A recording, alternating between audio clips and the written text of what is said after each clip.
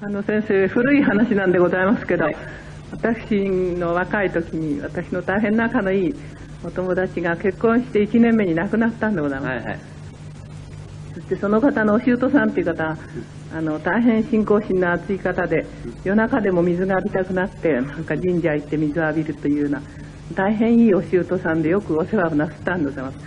それで亡くなりましてから、何かお香典返しかなんか持ってうちへいらっしゃいました時のお話で、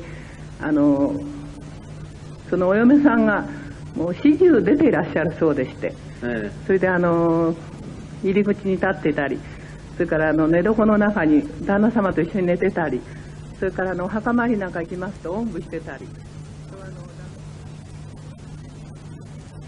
方がご覧になると、ここらにいっぱいそういう迷った霊がどこにでもいるわけなんでございましょうか。そうなんですよ。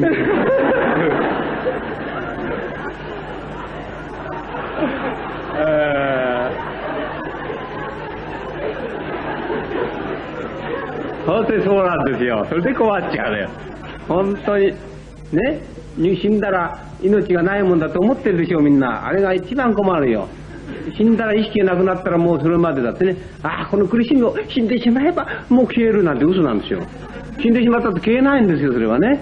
自分が死んだことを悟って、自分が本当に飛び込まない限り消えないんですよ。よし、苦労なら苦労し尽くしは、どこまで苦労するかやってみようっていうのは気になら、ガッと消えますけどね。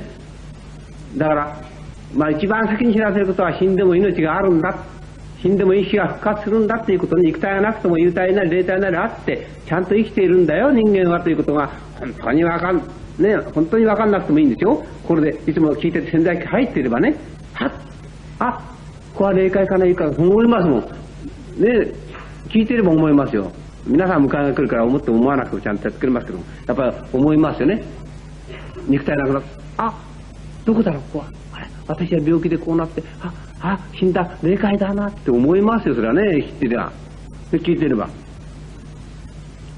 ご先生って言うと、ダーッと出てきて、はい、いらっしゃいって。いいね、チェッとこう、行くんですよね。おんぶしなくてもいいんですよ、皆さんは。ねえ、生きてる人にそれがあるんですよ。それが知らない人はね、こちらの前の生活の中に来てね、おんぶしたりっていうのは極端だけど、そばに来ちゃうわけね。肉体があると思ってるでしょ、自分が。あると思ってから、ある自分には見えますよね。それでこう来るわけですよ。ね。それで手やって片手やったり、そういったって、こう相手は感じますよね。で、なんとなく感じた人は重くなったりなんかするっていうのもあります。頭痛くなったりしますね。そういうんですよ。ね、知らぬが仏じゃないんですよ。知らぬが地獄なんですよね、本当は。本当に困る。だから、まず肉体がなくなっても、ね、幽界なり霊界なり、ちゃんと人間は生き続けていくもんだってことを本当に知らないといけないですね。それを知ることはもう、ただ宗教の関連の宗教なんかではダメなんです。もう新宗の坊さんなんかでもひどいのがあってね、もう念仏売ったりね、仏壇があったら、その生きてるものを慰めのためだってとかね、お経っていうのは生きてるためのもののためのいわゆる教えなんです。それもありますよ、もちろんね。ところが死んだ先のことを思わない。死んだらそんな死んだものは大したこと何もないんだ。死んだら何もなくなるんだっていう坊さんがたくさんあります。学校だけ出た坊さんはね。それがもう坊主がそれだからダメですよね。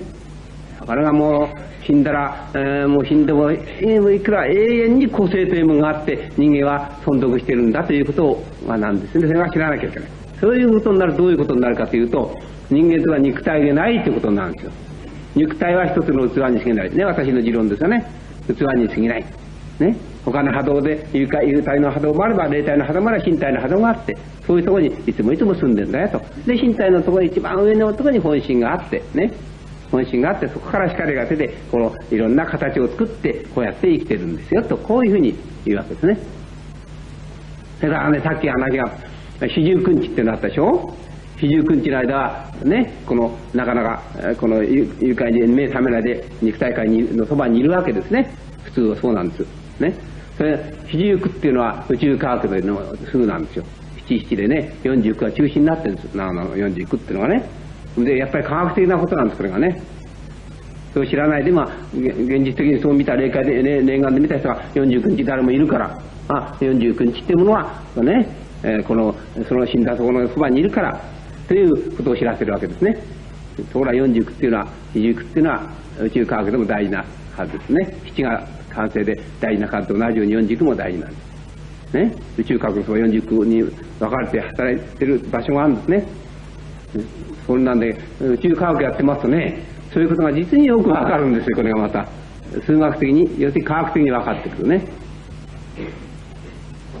だからやがて、宇宙科学ができた場合にはね、愉快な愉快をシュッと当てれば愉快が現れて、あなたのお父さんそこに、いやー娘や見えたか、聞こえるか、聞こえますよ、電話ぐらいでね、留学かなんか、霊界通信留学かなんか作ってね、もしもし、はいはい、あらお父さん元気、元気だよ、わしは若くなってるのはお前今12だよなんていうことになっちゃうんで、そういうのなるんですよ。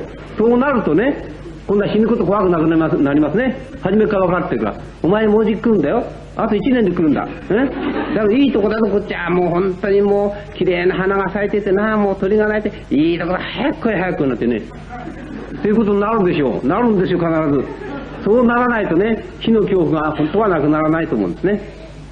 だからそれするにやっぱり科学的なもんじゃなきゃダメだから、私は宗教と科学が一つにならなきゃね、世界が本当に平和にならないと思う。ただ観念論だけダメですよ。ね。何時に信じることで何時になるなんだけども、ね。信じなきゃ救われないっていうことになると、唯物論者は全部救われないことなんですよ。